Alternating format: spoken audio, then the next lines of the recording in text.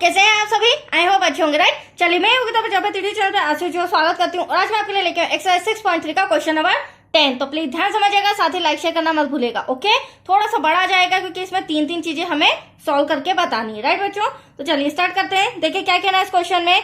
CD और GH क्रमशः angle ACB और एंगल EGH के ऐसे संद्विभाजक हैं कि बिंदु D और H क्रमशः त्रिभुज ABC और त्रिभुज FEG की भुजाओं AB और FE पर स्थित है। यदि त्रिभुज ABC समरूप है त्रिभुज FEG के तो दर्शाइए कि, मतलब कि सिद्ध कीजिए, ये जो तीन कंडीशन दी गई है, इन भुजाओं को हमें आपस में बराबर बताना है फर्स्ट कंडीशन में, सेकंड में इन दोनों त्रिभुज को हमें आपस में समरूप बताना है, राइट। तो एटलीस्ट अभी तो आपको समझ में नहीं आया होगा, मैं इसे ड्रॉ में समझाती हूँ, ठीक है। ड्रॉ हमें बनाना पड़ेगा जो कि मैंने बना के रखा है।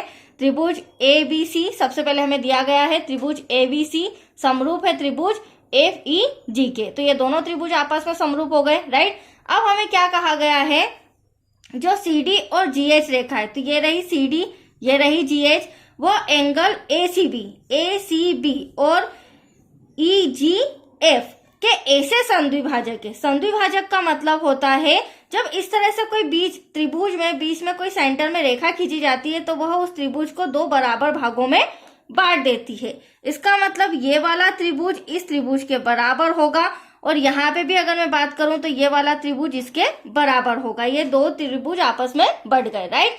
तो ये हो गया संद्विभाजक। अब ऐसे संद्विभाजक हैं कि बिंदु D और H क्रमशः त्रिभुज ABC और त्रिभुज FEG की भुजाओं AB एवं FE पर स्थित है। क्या स्थित है? बिंदु D AB रेखा पर है और बिंदु H FE रेखा पर है। That's clear. तो ये समझ में आया ड्रॉ हमको।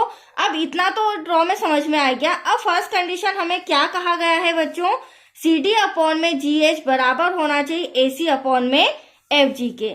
तो CD अपॉन में GH बराबर होना चाहिए AC, तो ये रहा हमारा AC और FG के।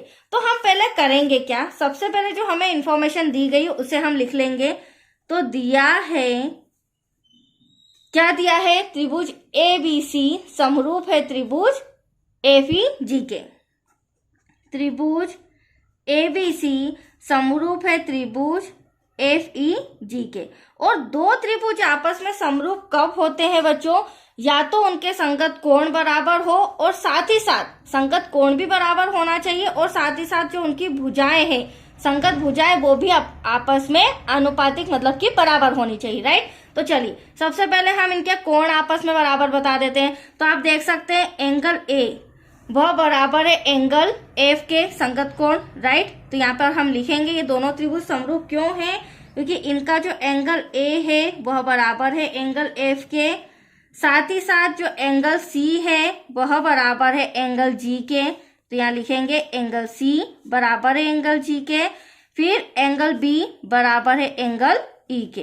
तो यहाँ पर आ जाएगा एंगल B बराबर है एंगल E के। इसे मैं दे रही हूँ फिलहाल इक्वेशन नंबर फर्स्ट, राइट। अब आगे बढ़े तो देखो एंगल तो हमने इनके संगत कोण आपस में बराबर बता दिए। अब बारी आती है भुजाओं की। तो आप देख सकते हैं यहाँ पर AB भुजा, इसकी त्रिभुज ABC की AB भुजा और त्रिभुज FEG की FE भुजा। तो यहाँ लिखेंगे हम AB अपॉन A FE बराबर है BC, यहाँ पर BC भुजा और यहाँ पर EG आ जाएगी, राइट। तो BC अपॉन में EG के दोनों त्रिभुज की संगत भुजाएं में ले रही हूँ, ठीक है।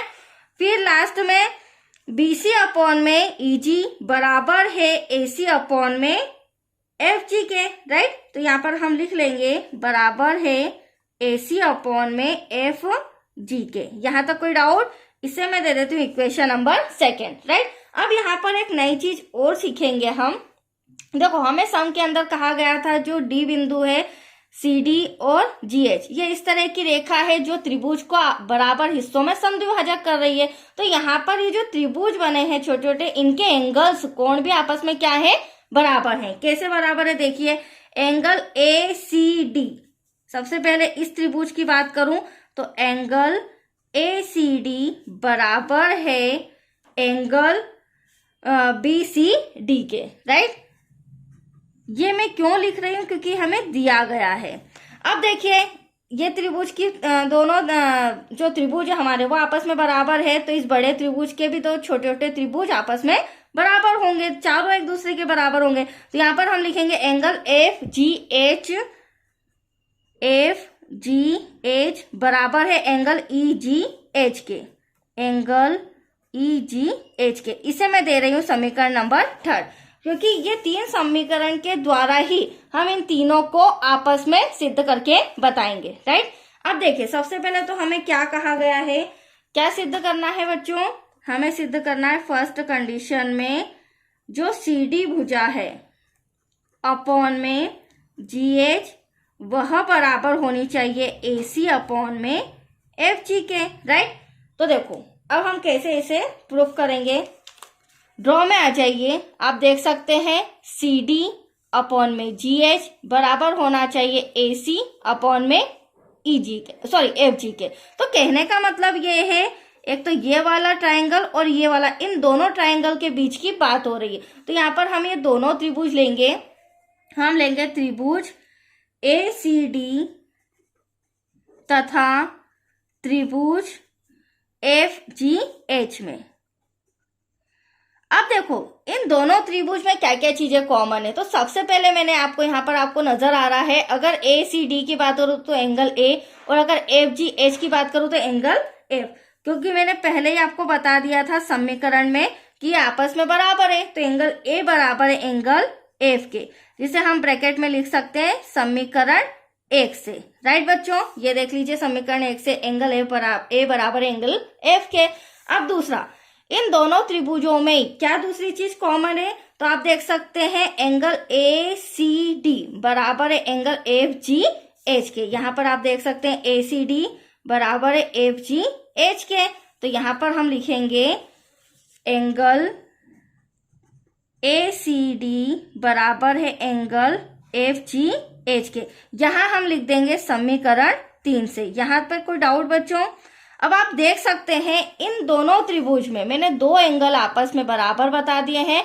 तो यहाँ पर कौन सी समरूपता कसौटी लग रही है, कोण समरूपता कसौटी से त्रिभुज ए सी डी समरूप है त्रिभुज एफ जी एच के। और जब ये दोनों त्रिभुज समरूप है तो हाँ हम कह सकते हैं जो सी डी अपॉन में जी एच है वो बराबर है ए सी अपॉन में एफ जी के। That's clear. तो चलिए इसे मैं यहाँ पर रिटर्न कर लेती हूँ। यहाँ पर हम लिखेंगे अतः कोण समरूपता कसौटी से त्रिभुज जो हमें दिया गया था ए सी डी समरूप है त्रिभुज एफ जी एच के। और जब ये दोनों त्रिभुज आपस में समरूप है ए सी डी और एफ जी एच, तो इनकी जो भुजाएं हैं सी डी अपॉन में जी एच वो भी बराबर है। इसीलिए सी डी अपॉन में जी एच बराबर है ए सी अपॉन में एफ जी के। That's clear. इति सिद्धम। ये फर्स्ट आंसर तो हमारा आ चुका है। अब सेकेंड टर्म में हमें क्या सिद्ध करना है वो भी देख लेते हैं।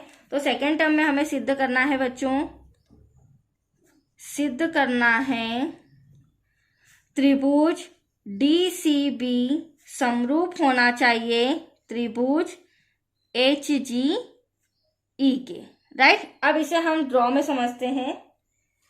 देखिए बहुत ही सिंपल सा है, छोटे छोटे हैं अब दोनों त्रिभुज हमारे। देखो बच्चों सबसे पहले आप देख सकते हैं ये रहा हमारा D C B, right. D C B ये वाला त्रिभुज, और फिर इसके किसके समरूप बताना है हमें, एच जी ई के, मतलब कि ये वाला त्रिभुज इसके समरूप बताना है। तो हम ये ले लेते हैं त्रिभुज डी सी बी तथा त्रिभुज एच जी ई में। अब यहाँ पर भी आप देखेंगे तो ये 2 एंगल आपको नजर आ रहे हैं जो कि मैंने समीकरण 1 में बराबर बताया था। तो यहाँ पर हम लिख सकते हैं, अगर मैं त्रिभुज डी सी बी की बात करूँ तो यहाँ पर जो एंगल बी है वह बराबर है एंगल ई के, समीकरण 1 से, राइट। साथ ही साथ समीकरण 3 में मैंने आपको बताया था कि यहाँ पर जो हमारा भुजाएं है, सॉरी एंगल है बी सी डी, ये वाला जो सी एंगल है वो किसके बराबर है, जी के। तो यहाँ पर ई जी एच किसके बराबर हो जाएगा, एंगल BCD बराबर है एंगल EGH के। समीकरण 3 से मैं आपको समीकरण 3 में इसे बता भी देती हूँ, राइट। देखिए ये रहा हमारा BCD जो बराबर है EGH के, राइट। ये दोनों त्रिभुज भी आपस में बराबर है समीकरण 3 से। तो यहाँ पर भी कौन सी समरूपता कसौटी फॉलो होती है? एंगल एंगल समरूपता कसौटी से। तो यहाँ लिखेंगे हम, अतः कोण कोण समरूपता कसौटी से जो त्रिभुज DCB है वह समरूप है त्रिभुज HGE के। तो आया आपको समझ में? यहाँ तो कोई डाउट? चलिए नेक्स्ट हम थर्ड नंबर का हमें क्या सिद्ध करना है? त्रिभुज DCA, उसे मैं यहाँ पर रिटर्न कर लेती हूँ। त्रिभुज DCA, हाँ थर्ड पॉइंट, त्रिभुज DCA समरूप होना चाहिए त्रिभुज HGE के, सॉरी HGF के, राइट। चलिए अब इसे ड्रॉ में हम लिख लेते हैं HGF। अब देखिए बच्चों, सबसे पहले तो इन दोनों को समरूप बताना है, तो हम ले लेते हैं त्रिभुज DCA तथा त्रिभुज HGF में। अब देखिए ये दोनों त्रिभुज आपके सामने हैं, ये रहा हमारा DCA और ये रहा हमारा HGF, ठीक है। अब ये ऊपर वाले त्रिभुज की बात हो रही है, इन दोनों को समरूप बताना है। तो ये जस्ट अभी मैंने CD अपॉन में GH जो भुजा थी उसमें भी इसी तरह से सॉल्व किया था, डिक्टो वही की वही ट्रिक यहाँ पे भी यूज करनी है।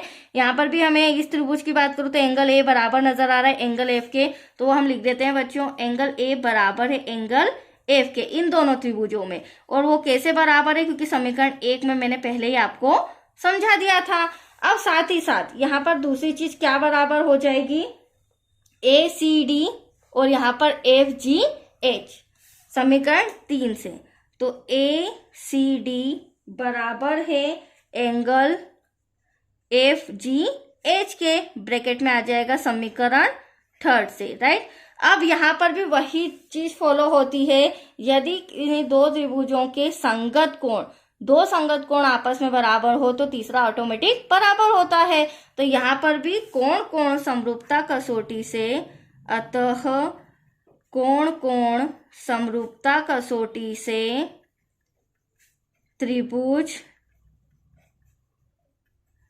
DCA समरूप है त्रिभुज HGF के, इति सिद्धम। तो आया आपको समझ में बच्चों? ये सम भी हमारा कंप्लीट हो चुका है, बहुत ही अच्छा था। थोड़ा सा बस आपको ये इंस्ट्रक्शन समझना होंगे, 3 इक्वेशन बनानी होगी, उसके बाद तो सम बहुत ही ईजी है। ओके, तो थैंक यू बच्चों।